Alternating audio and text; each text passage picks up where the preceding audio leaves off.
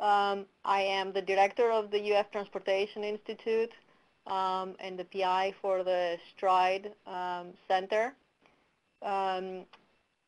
If I could ask all attendees to please mute your phone, and if you have a question or need help during the webinar, please type it in the box located on the right side of your screen.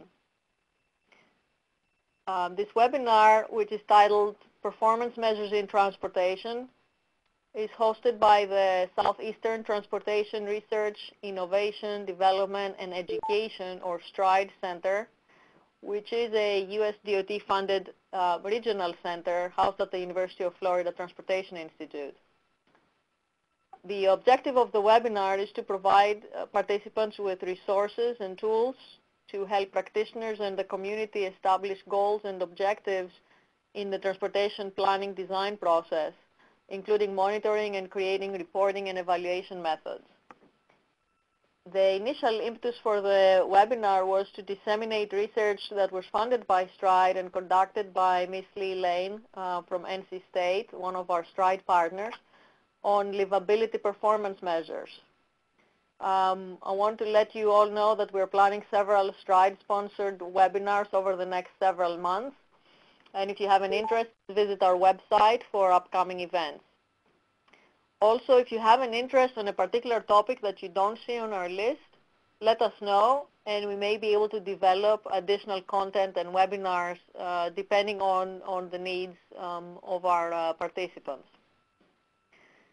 Another note, this webinar is free, of course, but if anyone is interested in AICP or PE credits, please contact Inés Aviles Spadoni.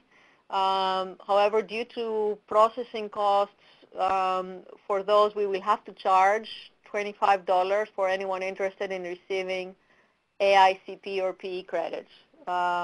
Again, contact Inés Aviles Spadoni if you have an interest in that. We have 3 presentations and followed by 15 to 20 minutes of Q&A at the end. If you have a question, because there are so many participants, we will handle questions electronically, so please submit it through the box on the right and indicate who the question is for. We will address all questions, hopefully we'll be able to address all questions at the end. And the last thing I wanted to say before we get started is that at the end of the webinar, please take a few minutes to respond to our survey so we can assess the quality of our webinars. So let's get started. Our first speaker is Ms. Jody McCullough. She's a community planner with the FHWA Office of Planning. She has over 20 years experience working in transportation planning and has been with the Federal Highway Administration since 1999. Jody also has experience working at a state DOT and MPO. She's worked on a variety of topics, including metropolitan planning, performance-based planning, and programming, public involvement, environmental justice, multi-jurisdictional planning, and planning and environmental linkages. Her presentation is titled Model Long-Range Transportation Plans, a guide for incorporating performance-based planning. Jody? Thank you. Can you hear me okay? Yes, thank you. Okay, great.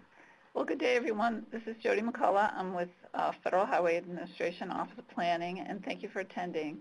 The presentation that I'm going to give will provide information on a performance-based approach to transportation planning, and many of the references that I highlight and other information can be found in the guidebook entitled Model Long-Range Transportation Plans, a guide for incorporating performance-based planning. And it's intended to address a lot of questions and about the guidebook and information about the guidebook, and also questions about how to incorporate performance-based planning into the existing transportation planning process.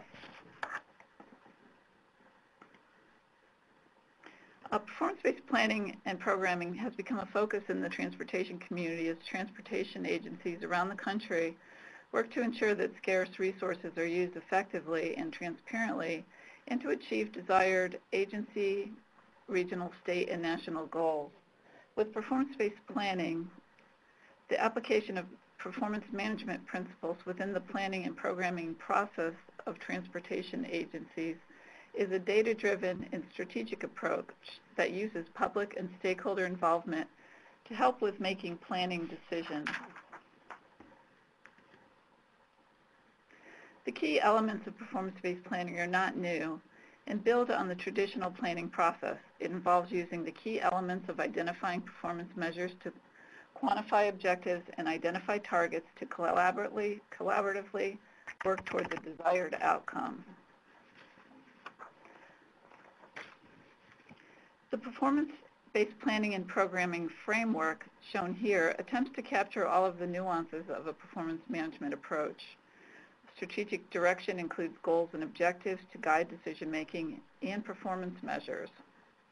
Analysis is used to monitor progress over time in evaluating the strategies and to guide investment decisions. Programming will help with using a performance-based approach will help to allocate scarce resources towards the appropriate projects. And finally, implementation and reporting and monitoring to check in and ensure that the decisions and the performance targets are being addressed.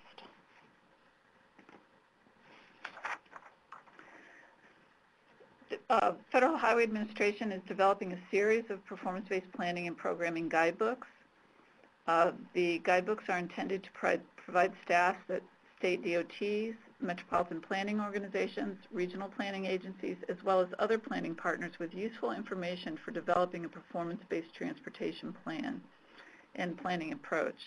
These documents identify the key components to ensure the development of a well-reasoned, balanced transportation planning process that reflects the priorities of its community and supports attainment of desired system performance outcomes for the multimodal transportation system. Many of the references highlighted in these books or highlighted in this presentation can be found in further detail in the guidebooks. And we are currently developing guidebooks on a performance-based approach to PIP and STIP development, and also using a scenario planning approach to measures.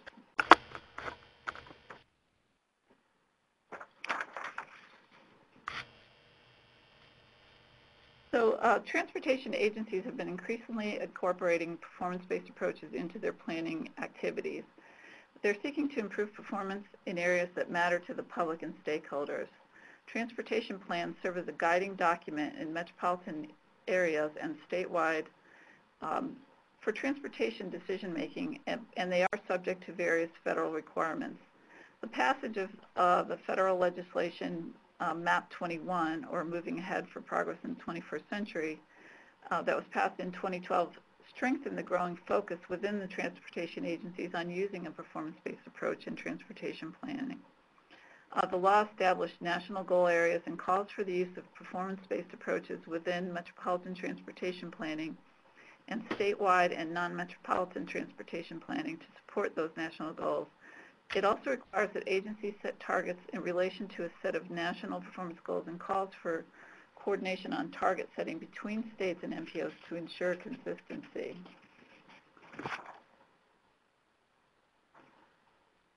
Most elements of a performance-based planning approach have been part of the transportation planning process.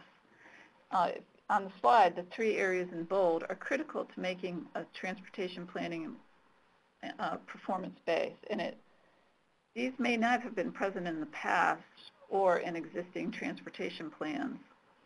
So states and MPOs should pay particular focus on the identification of performance measures and targets in their transportation planning process and include a system performance report that compares existing performance with previous developed targets.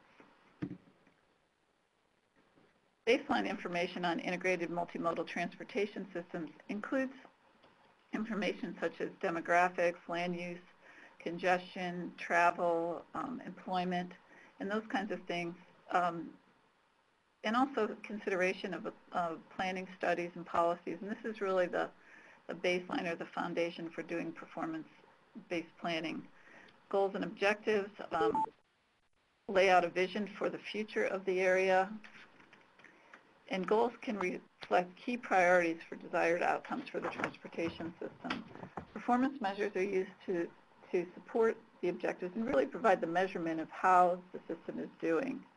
Preferred trends and targets should identify the intended direction that the state or region is intending to go with performance on a particular facility or goal type.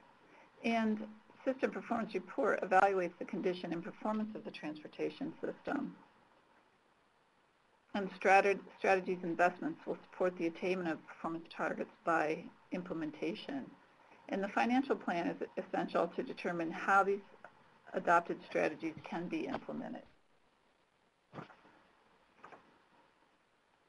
The requirements vary between states and MPOs. This table is included in the Model Long-Range Transportation Plan Guidebook. And as you can see, the items that are in bold are required in statute. The items that are in italics are encouraged. So there's a little bit of a difference between the requirements between state requirements and MPO requirements.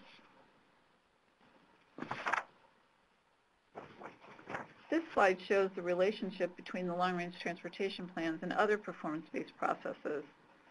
The left-hand column shows the elements from the performance-based planning and programming framework, the flowchart that I showed you before, and it aligns with all of the performance-based plans, such as the Strategic Highway Safety Plan, Congestion Management Process, and the Transportation Asset Management Plan, so that these various performance-based plans are really complementary and incorporate the information from these plans into the long-range transportation plans. And public and stakeholder participation are critical in developing a transportation plan, and agency collaboration is also, particularly in the development of performance targets. It's critical for public involvement to engage participants in defining the desired outcomes, what's really important to the community. And therefore, it's important for the public and stakeholders to clearly define what's important and meaningful to measure.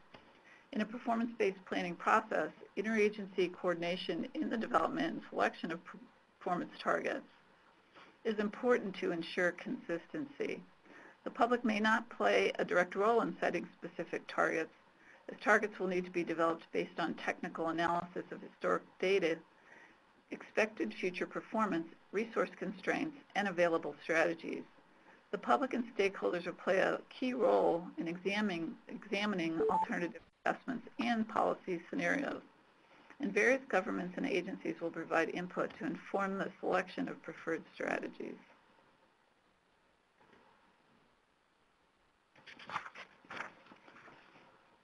Scenario planning can also be an important tool for engaging the public and stakeholders by developing different scenarios.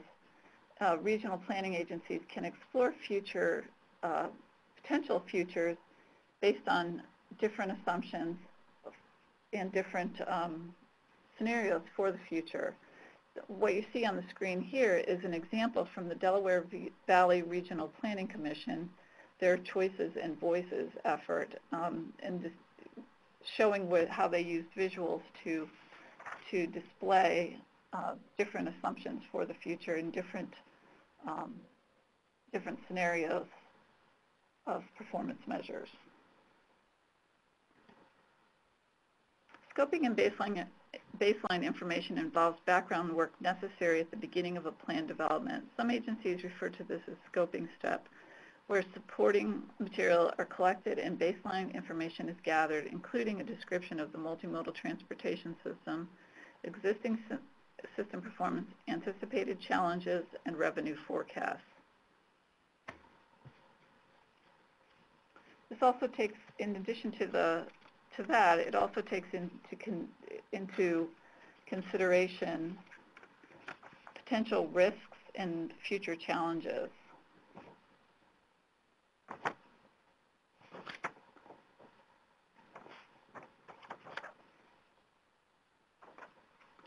The first step in a planning process is to develop a vision that provides an overarching statement of desired outcomes and leads to well-defined goals and objectives.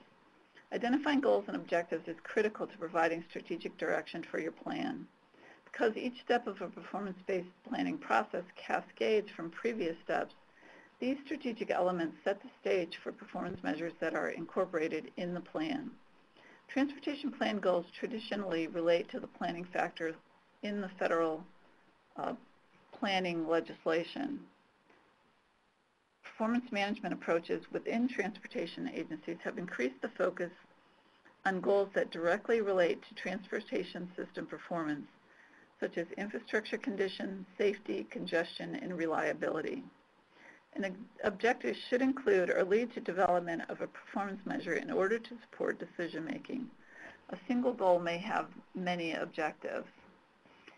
This image shows an example from Arizona DOT, who developed the What Moves You Arizona, and this is for years 2010 to 2035, which is their long-range transportation plan. And this example serves to show how to establish goals in an inclusive manner and how to link the plan's goals and objectives to broader plans.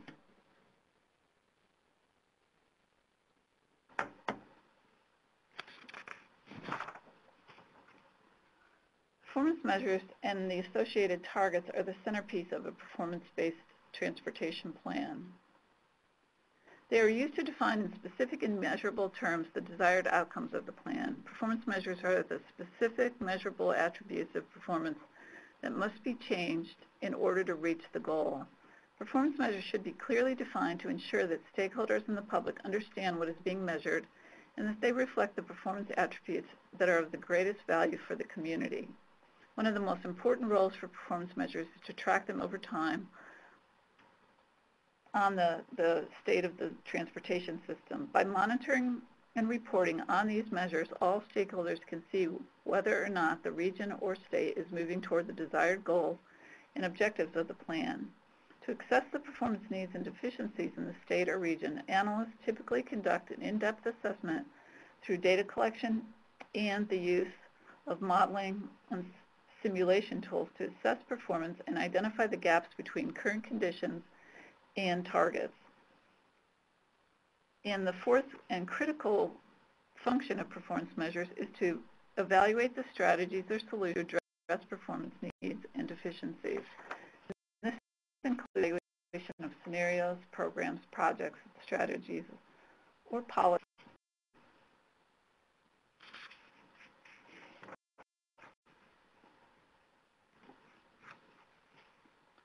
Identifying and selecting mutually agreed upon sets of common performance measures for use in a statewide or metropolitan transportation plan may involve coordination with multiple agencies and the public, and also evaluation by a technical committee and approval by senior leaders in the region or the state.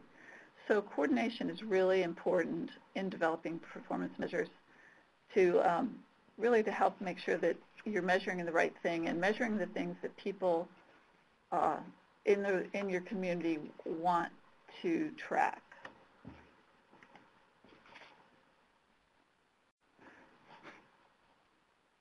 And selecting performance measures for the transportation plan is challenging, but it's an important task.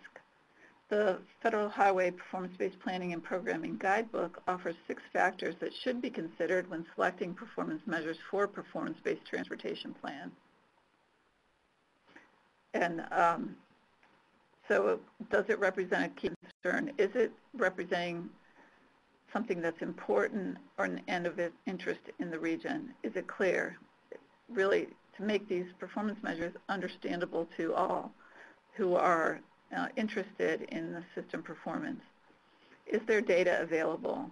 Each measure should be able to be measured effectively through the collection of available, reliable, and accurate data. Can it be forecasted? Consider which measures can be forecasted when evaluating potential solutions. And is the measure something that the agency and its investments can influence? Each measure should depend to at least some extent on the policies and investments chosen for the transportation plan and STIP. And is the measure meaningful for the types of services or the area?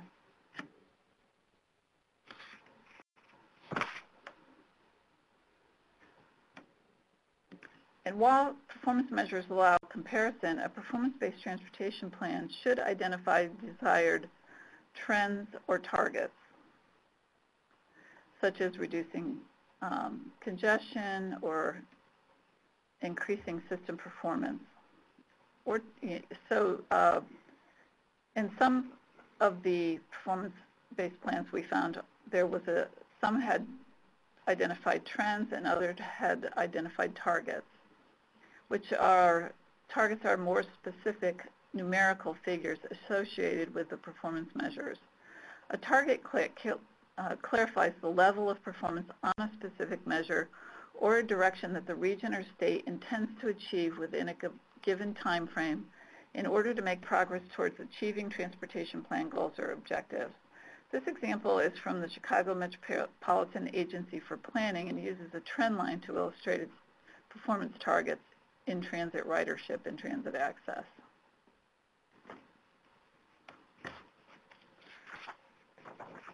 The development of a transportation plan typically includes statistics about existing system performance. This contextual information includes statistics about the transportation infrastructure condition and performance in relation to performance measures and targets established in previous long-range planning cycles and other transportation plans.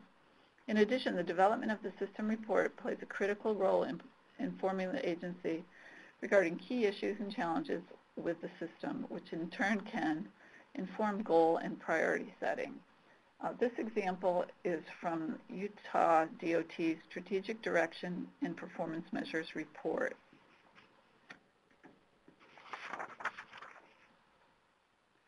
A fundamental part of any performance-based transportation plan is the estimation of needs and available resources,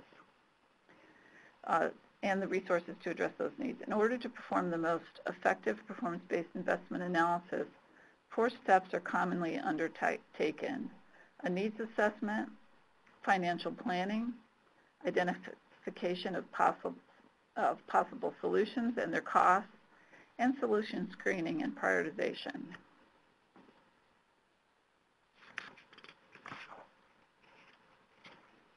A performance-based approach will involve analysis of alternative investment choices in order to develop a preferred investment strategy.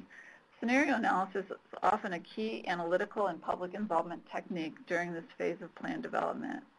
The consequences of alternative investment choices on transportation system performance are analyzed by applying the performance measures that link directly to the plan's goals and objectives and making comparisons on those choices. So the figure, this is from Minnesota DOT to report on and provide analysis, and this is their state highway investment plan.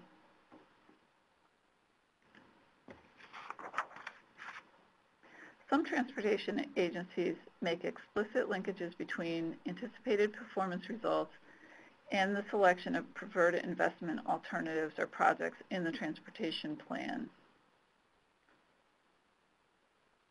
And there's a couple of examples in the guidebook of Pikes Peak Area Council of Government used a projected performance on 17 SMART objectives to select projects for its cost-feasible plans. And Metropolitan Transportation Commission did project-level assessments.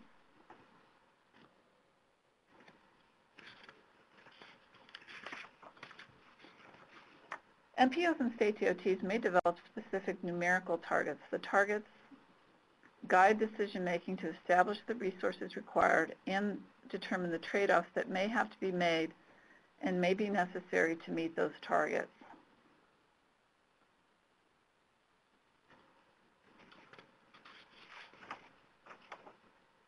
The documents most directly connected to the transportation plan are the MPO Transportation Improvement Program, or TIP, and the Statewide Transportation Improvement Program, or STIP.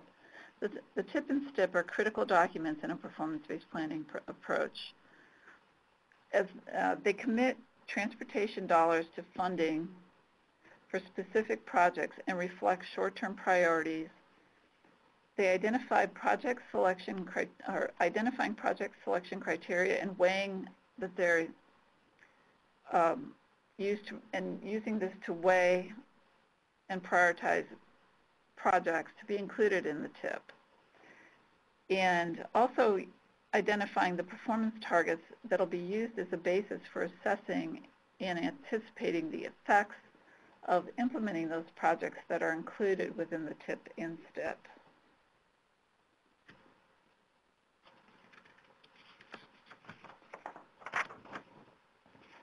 So as I said, the more detailed information can be found in the guidebooks, along with additional information that's more detailed, and they are located on our performance-based planning and programming web page.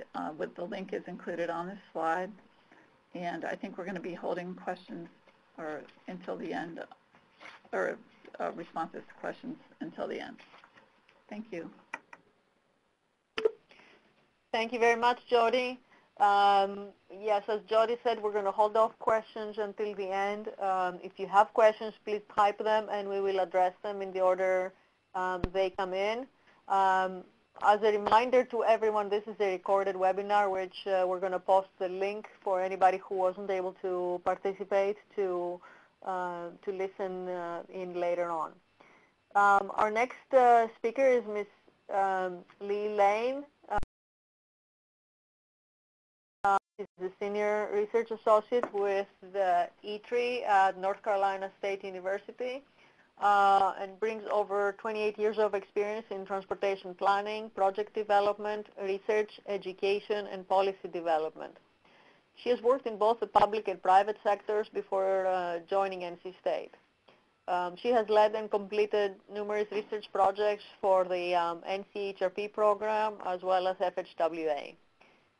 Lee has a prominent role within the transportation research community as the TRB's Social, Economic, and Cultural Section Chair, which oversees the work of 5 committees, including the Transportation and Economic Development Committee. Lee's presentation is titled Selecting Performance Measures as Part of the Transportation Plan Visioning Process, Lessons Learned from 5 Workshops. And as I indicated in my introduction, Lee's work was funded by the STRIDE, the UTC Center at UF. Lee? Thank you so much, Lily. I appreciate it. I'm honored today to be talking about this STRIDE UTC-funded project that I had the privilege to work on. And in my presentation, I'm just going to give you a quick overview of that work. I'm going to encourage you to go to the full report, which I have a link to at the end of my presentation to get the details. I think you'll find it kind of interesting that some of Jody's points that she brought up, we actually did kind of go out in the field and apply some of those. So I think you'll find some of our lessons learned and very interesting as well as Jody.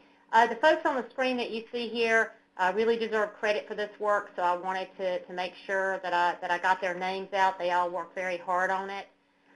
For the presentation, I'm going to give you a background of the STRIDE-funded tech transfer project, the methodology we used for the workshops hosted, results of the workshops, and a short list of lessons learned. There's a lot to cover. I'm going to talk really fast, so hang in there with me.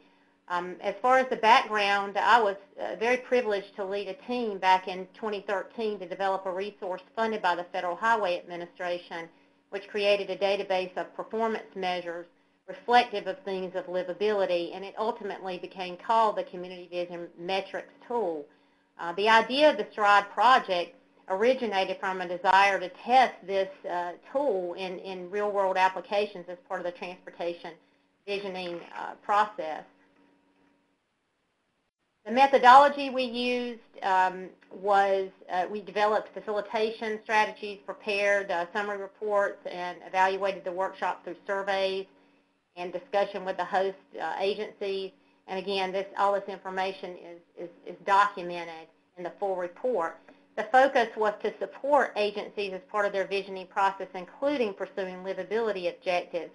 I want to give you the definition that USDOT uses for livable communities, which is livable communities are places where transportation, housing, and commercial development investments have been coordinated so that people have access to adequate, affordable, and environmentally sustainable travel options. In the report, we characterized livability this way. The concept of livability enables transportation practitioners to view transportation investment through the eyes of their customers, the traveling public. Livability acknowledges that transportation is not an end in itself, but a means to many ends. Livability asserts that the success of a transportation plan and projects include tangible measures that reflect quality of life considerations important to users of the infrastructure as well as the communities connected by the transportation projects. In order to identify the various agencies, we had a broad solicitation which included reaching out to listservs through planning-related organizations. We did solicit at the 2014 TRB annual meeting. We also sent it out to the American Planning Association, and we were fortunate to get 5 localities, Atlanta, Georgia, Broward County, Florida, Greenville, Mississippi, Huntsville, Alabama, Asheville, North Carolina. So all 5 of these actually represented a diversity, particularly in terms of size. So we had all the way from small to quite large, with Atlanta being the 9th largest metropolitan area in the United States. I wanted to show you a quick screen grab of the Community Vision Metrics resource. There is a link to it on FHWA's website. This tool was a product of a task order project called Methods for Gauging Livability Improvements. It was initially developed by myself here at ITRI, working with Planning Communities, LLC. FHWA did modify the tool to be compatible with its IT platform, and so some of the features were slightly altered as a part of that modification. But the tool itself includes specific, you can search by specific topic area, geographic scale, density, and mode, and travel. What we found out in going out in the field and really using this is that the topic areas, the 12 topic areas, are probably the most useful in terms of searching the tool. But all of our workshops did search this tool and come up with initial list of measures. So one of the big highlights of the workshop was using evaluation criteria. Sometimes we refer to it as quality criteria. Once the performance measures were selected using the tool, we use these quality criteria to help the user select the best performance, or the participants of the workshop select the best performance measures. In the case of Georgia Tech, they decided to use the SMART criteria. I'm sure most of us or all of us have heard of the SMART criteria. They did use guiding questions. You'll see some of those guiding questions on the right-hand side. For NC State, we decided to use a slightly different set of criteria that we developed based on a best practice review and metric selection, and we used the 4 on the left: feasible, relevant, available, and understandable. The big point here is it doesn't so much matter what criteria you use, is that you do use some evaluation criteria, and that those evaluation criteria are well understood by your participants, that the participants define them so that they understand them. You don't just hand them a list and tell them to evaluate them. They actually go through a process of, what are these and what does it really mean. As far as a workshop overview, this kind of gives you just a really quick snapshot of major trends. One thing to highlight here, of course, they all use the quality criteria. The audience, 2 of them were primarily technical staff that participated. 1 was primarily the public, selected by the mayor, and then 2 of them had technical staff plus members of a citizens advisory committee. And all of them had roles and performance measures. The ones that Georgia Tech did was a little higher level in the kind of overall performance management approach. Next slide here. So with the Georgia Tech, I tried to roll this up with the 2 workshops that they did. They were very similar in nature. As I've already stated, Atlanta is one of the largest metropolitan areas in the U.S. It's also known for its reliance on the automobile, have some severe traffic problems, and air pollution is among the worst in the country. This is just a little context on these areas. In Broward, the Broward MPO, it's on the east coast of southern Florida in the Fort Lauderdale area, and as we all know, that has a strong tourism industry in that area. In the case of Atlanta, the workshop that was held in Atlanta, 3 MPOs actually participated: the Atlanta Regional Commission, the Gainesville Hall MPO, and the Cartersville-Bartow MPO. And they really worked to develop some cross-cutting measures that would be relevant to all of them. And in Broward County, their focus was on connecting and translating the goals of their Commitment 2014, which is their long-range transportation plan. So that's really what their focus was on. In terms of a workshop overview for Georgia Tech, they really did look at these desires, successes, and challenges. And I think on the right-hand side, you'll see this box here, text box, showing some of the desires that Atlanta had come up with that kind of drove the initial discussions that they had about looking at how they currently measure performance and some of the gaps and again, the challenges and so forth that they have. So I want to very quickly show you some results of these workshops. In the case of Atlanta, they came up with, they had several shared priorities, but the 3 that they were most interested in searching the tool, which was part of the workshops that Georgia Tech did, they actually searched the tool the participants did right on site. They came up with the access for vulnerable communities, transportation for economic development, and public health and livability were kind of the cross-cutting goals that they wanted to search for, and these were the performance measures that through the search and then the discussion of the SMART criteria that they landed on.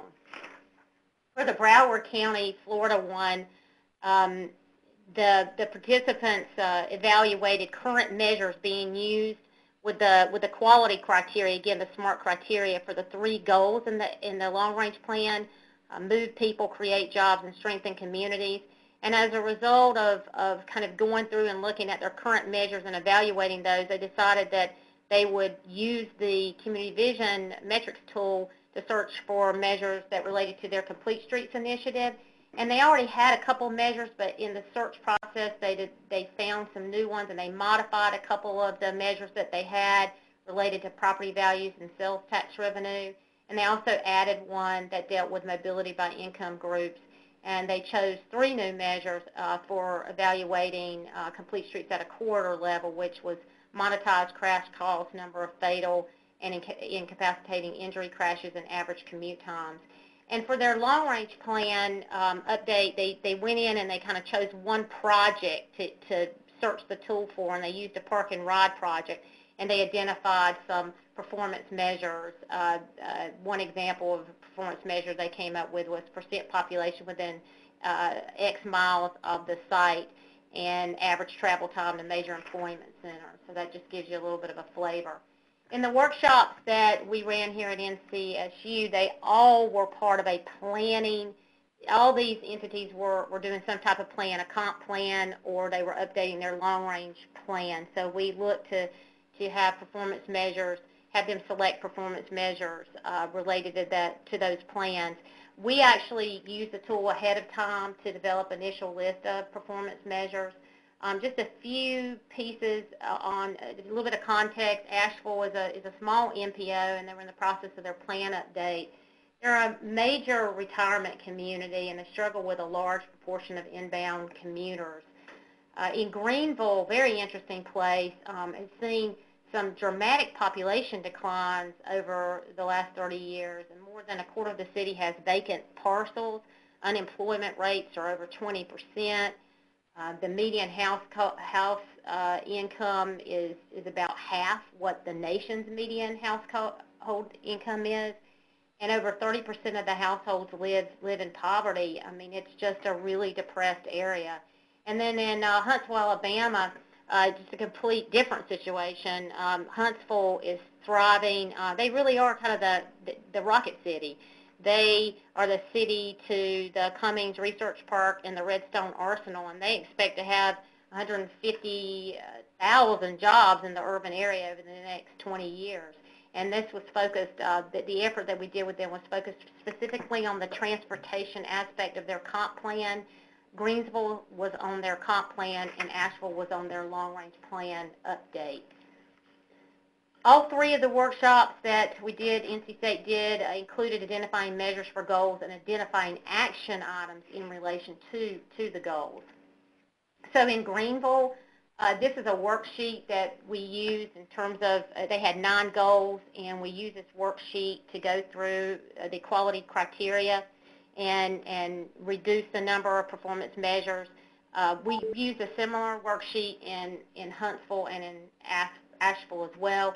Participants completed a mapping exercise, which I don't show a picture of here, in which they wrote performance measures on Post-it notes and placed the measure with its corresponding goal and action. And really the intention of this was to identify gaps in measures between goals and action items. So you're not just looking just at the goal, but the action items, and you're trying to see where you may have gaps in measures. So in Huntsville, here's another kind of flavor of a worksheet we used. We used a visioning process. They didn't have goals, so we helped them create 7 goals.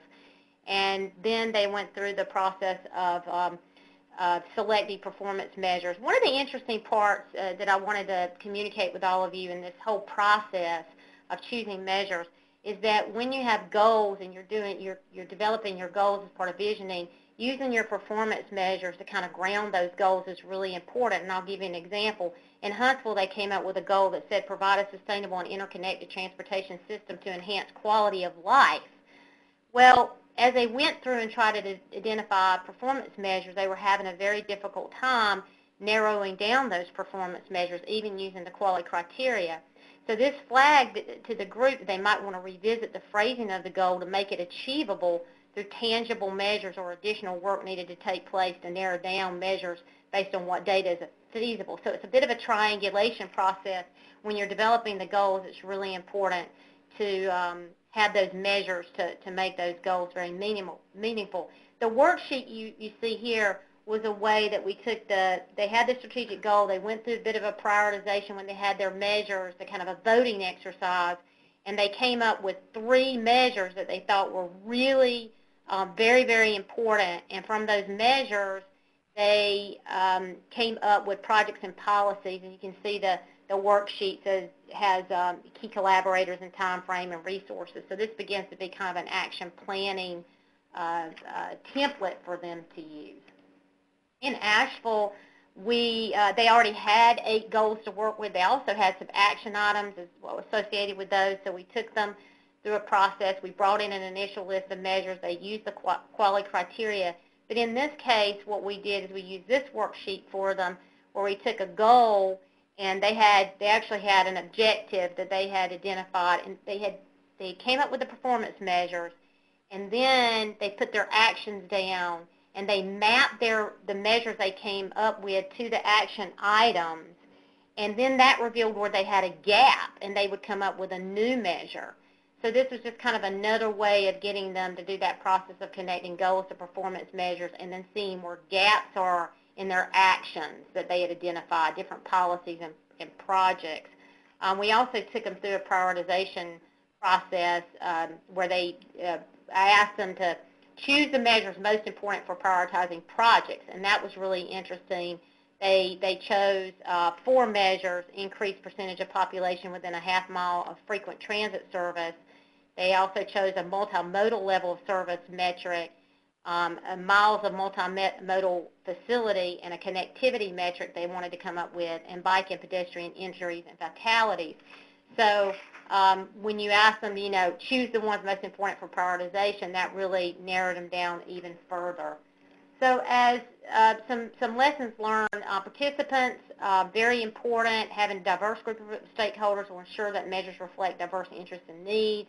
I like to use a split, 1/3 from technical staff, 1/3 from community members, and 1/3 policymakers. This is not easy. I never was able to succeed at this happening in any of the workshops that I did, but I still think it's something to strive for. I think having an initial list of metrics is really critical.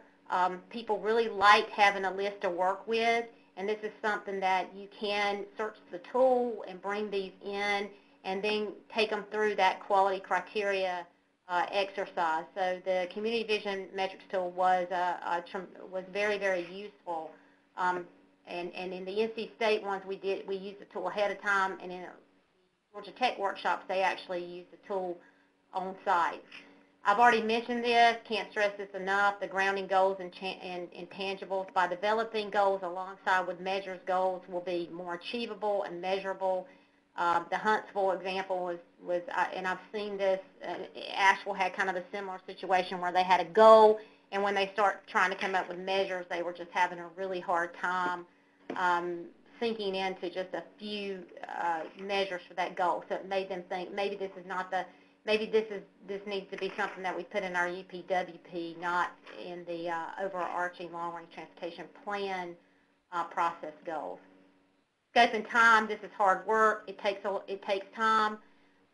We were always stretched for time. People still got a lot out of it, but I think when you start marrying these things together, you probably need a couple of days. You can do kind of a visioning and metrics workshop one day, and then maybe a week later do an action planning one, but trying to do everything in one day is very, very difficult. It's really hard work, and participants get worn out.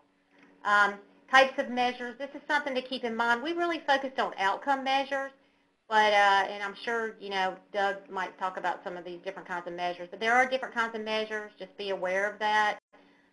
Some measures, again, this can be a little tricky going through this. I just wanted to highlight that the different kinds of measures, we know there are different kinds. Our workshops really focused more on the outcome measures. Collaboration, well, it helps to nurture buy-in from many different stakeholder groups, and this can be particularly true with a diverse representation. Also, by shifting the focus into measures, it is possible for different groups representing very different priorities to have conversations on solutions and not focus on their own agendas. I can't stress this enough. I saw this through all workshops, but particularly in Greenville, where there was a great deal of tension amongst the participants. Once they got to roll their sleeves up into performance measures, I mean, they just got busy working, and all their agendas just went away, and they had a job to do. So the average citizen gets these performance measures. That's what I discovered. Is they really do understand this process of grounding goals into tangible outcomes. Conclusion: the process is important. Very, very important. Jody kind of talked about this with stakeholder involvement and so forth. I can't stress that enough. Stakeholder engagement leads to transparency, accountability, and ownership. Starting with the initial list of measures seems to work very well. Have to have the evaluation criteria. You need to have adequate time for the process. It's hard work. And finally, using these measures to tell the story of how transportation supports community quality of life is critical. Private entities are showing more interest in aligning with projects where livability drives profit. Livability considerations are gaining traction with cities and developers who now consider the economics and social impacts of development as a tool to attract private investment. Livability-oriented performance measures can help to make the case for such investment. And last slide shows you the link, my contact information, and the link to the report. Thank you so much. Thank you very much, Lee. Again, anybody who has questions, please enter them electronically in the box to the right, and we'll get to Q&A at the end of the session. Our last presenter is Doug McLeod with the Florida DOT. He's the Mobility Performance Measures Manager. Doug has had extensive experience with capacity and level of service, as well as performance measures. He's been a very active member and participant in TRB's Higher Capacity and Quality of Service Committee, as well as the Performance Measures Committee. Doug will present Florida's Mobility Performance Measures Program with an emphasis on the meaning and dimensions of mobility, MAP 21 mobility requirements, and the additional desire to address more than just highway measures, and Florida's emphasis on building a consensus approach by the Florida DOT and the state's MPOs and outreach. Doug? Thank you, Lily. Providing mobility for people and goods is transportation's most essential function. That's what we're about in transportation, movement of people and goods. Given that, doesn't it make sense to have performance measures related to mobility? Allow me to suggest that there are 4 dimensions of mobility. There's the quantity side, quality, accessibility, and utilization. And to really address mobility, we should look at all 4. No one type of dimension will be adequate to address mobility. The quantity side, if there's no movement, is there mobility? How much is being moved? On the quality side, how good or bad is the service being provided?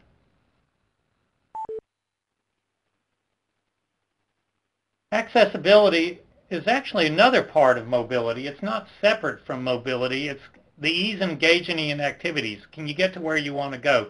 Do you have modal options? How easy is it to move? And then the capacity utilization is how much of the system is used up? Do we have some capacity left? And allow me to suggest that those dimensions are applicable to all modes. No matter which mode you look there, it's good to develop performance measures with those 4 dimensions. So my eyes just kind of glanced down at the pedestrians. How many people are walking? What's the quality of service along the roadway? Is there a sidewalk? How close is the sidewalk to motorized vehicles? How fast are those motorized vehicles going by? On the accessibility side, are sidewalks available? Are they connected or disjointed? Can people walk to where they want to go? And then on the capacity utilization would be how crowded the sidewalks are. So the key here is to think about performance measures related to all 4 of those dimensions, no matter which mode we're looking at. And then I did want to move over to some MAP 21 requirements, and Jody introduced them, and I'll go a little bit further. And as Jody was talking about, the emphasis is on performance-based planning. There are 7 national goal areas with MAP 21. Of those 7, the middle 3, the ones I've highlighted there, are the ones related to mobility, congestion reduction, system reliability, and freight movement. The intent is to do performance-based planning with our own areas. It is not a funding reallocation. So for instance, at least some concern in this state is if other states have bad pavement, they shouldn't be rewarded to get more money because they've had bad pavement now. Similarly, at the MPOs level, just because a large urbanized area has more traffic delay, that doesn't mean there should be a reallocation of funds to that larger urbanized area. The intent is each area develop performance measures that are applicable within their own area and budget resources accordingly, but not to move funds around between entities. We talked, Jody introduced the targets. So the states and the MPOs need to integrate our performance measures in a planning-based process and be coordinated. I personally think the MAP 21 is going to succeed because FHWA or USDOT will set the performance measures, but it's up to the states and MPOs to work with targets that are applicable within our own areas. At the state level, Florida has developed a multimodal mobility performance measures team. And the idea of the team is to provide guidance and support to the Florida DOT and the state's MPOs, so it's both to the state and to the MPOs, on multimodal mobility performance measures. Notice we have multimodal in there. MAP 21 is largely for performance measures a highway bill. It is not multimodal in nature, getting to aviation, ports, rail, bike, ped, transit. And it's for reporting for our own purposes in MAP 21. I'm so thankful for MAP 21 because it's emphasizing performance measures. But besides MAP 21, the state and our MPOs feel there are other measures that are important to us. And the idea was, with the statewide team, could we reach a consensus and approach in what the measures would be applicable for the state and most of our MPOs. As both previous speakers mentioned, the collaborative process to involve others.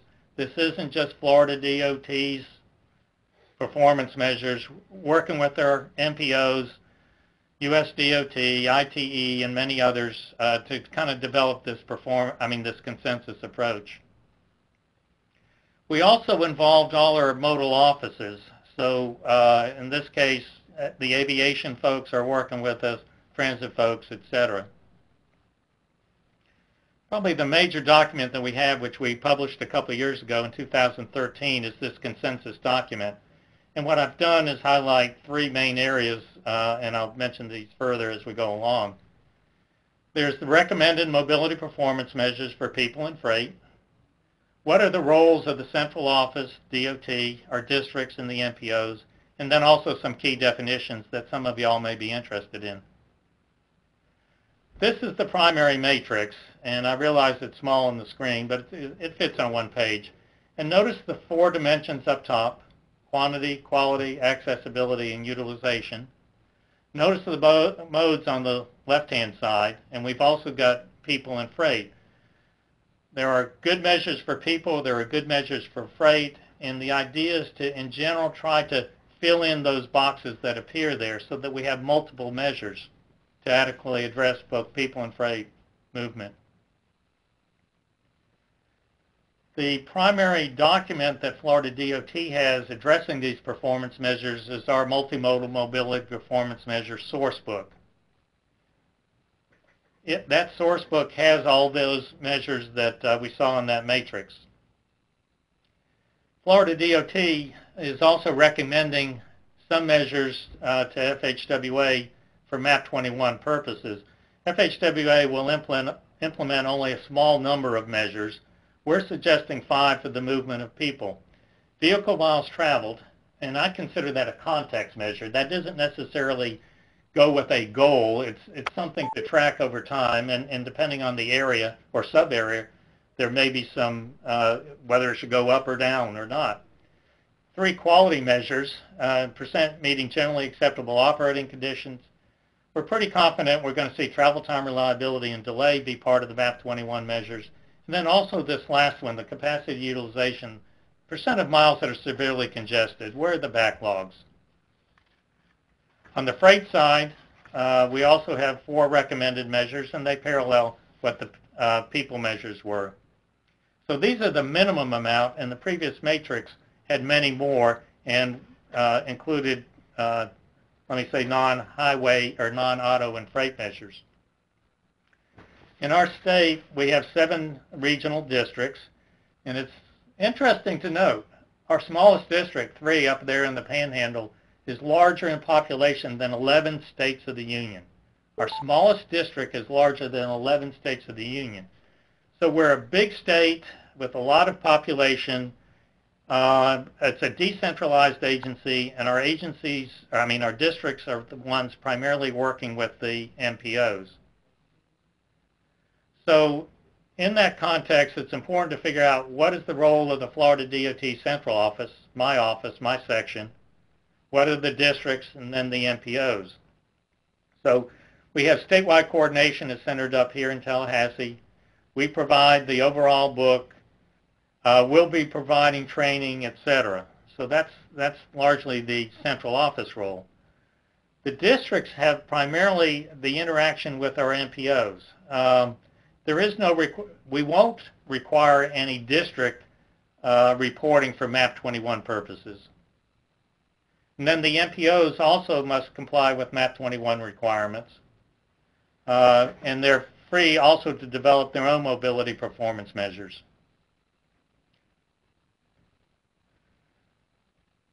This slide, or the content, has received a lot of notoriety, if you will, especially with our MPOs. The Transportation Statistics Office of DOT, our intent is to provide an analysis of all the required MAP 21 measures for the state as a whole, not by districts, and for each MPO. So we're going to have to calculate what the performance measures are, like travel time reliability delay in Broward County. Well, if we're calculating that, why don't we go ahead and analyzing it, why don't we go ahead and provide it to Broward County? So we're going to provide it to each MPO. There's no requirement for the state to do it, but why not do it?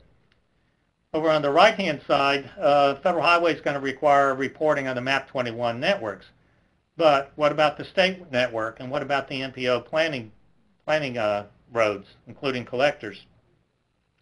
Then there's also area-wide groupings. FHWA will surely require it by urbanized boundaries, but MPOs work with planning boundaries. Counties may also be different.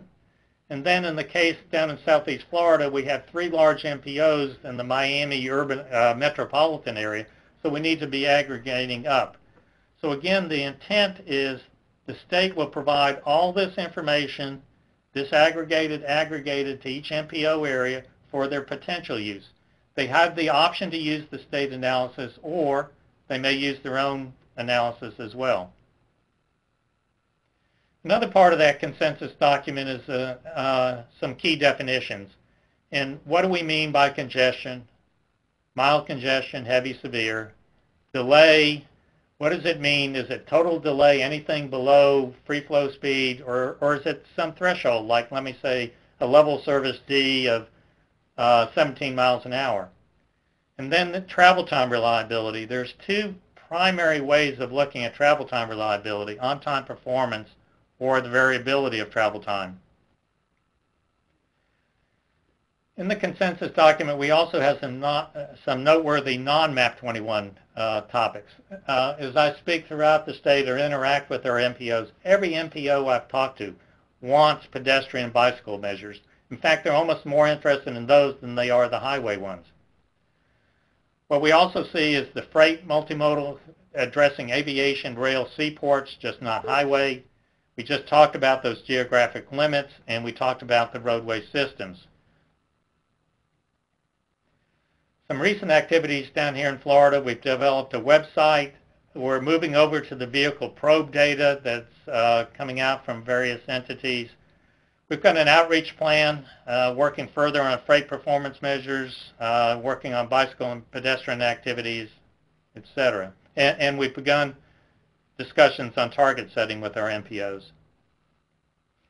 So again, we're waiting for those MAP 21 required performance measures, but we've already started working on our outreach plan and also how we're going to do training in the state. This is Florida DOT's Mobility Performance Measure website, and if you get a chance, this would be a good website to go. And what you'll find on the website are the reports, but there's also some one-page summaries. So in summary, what this presentation was a quick overview of the dimensions of mobility: quantity, quality, accessibility, utilization, the current and ongoing activities, multimodal activities, the statewide consensus approach, and then outreaching as we move forward in the next couple of years. Thank you for the time. Thank you very much, Doug. Let's open it up for questions. I don't see anything in the question box yet, but if you have questions, please type them in and let us know who the question is for. And again, as a reminder, the webinar is recorded, so if you have colleagues who would like to view it, or if you'd like to go back and view it yourself, we'll post the link. And another reminder about AITP or PE credits. If anyone is interested, please contact Inez Aviles Spadoni. And again, we'll have to charge for processing costs $25 for those interested in receiving credits. I'm not seeing any questions. One last reminder is that there's going to be a survey at the end of the webinar for us to assess the quality of this webinar. So please take a few minutes to respond to those questions.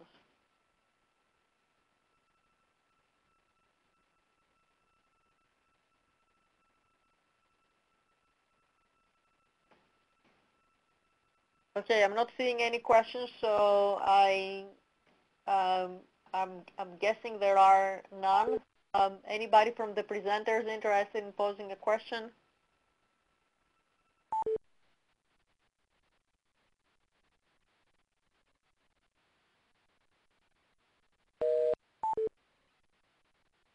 I